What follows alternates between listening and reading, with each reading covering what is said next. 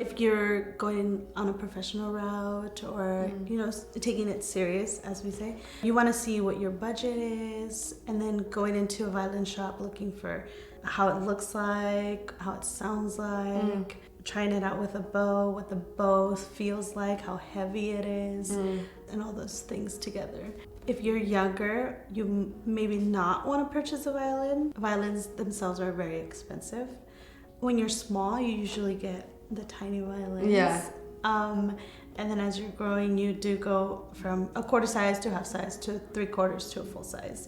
I think it's best to purchase a violin when you're at your full size. Right. Because then you don't have to keep buying one. Renting, again, if it's a small child, renting would be the best option. Yeah. And a lot of stores do offer rental credit towards the purchase of a violin, so I think that's very helpful. And then if a child decides not to continue with violin lessons, then you don't have to worry about spending, like $5,000 on an instrument.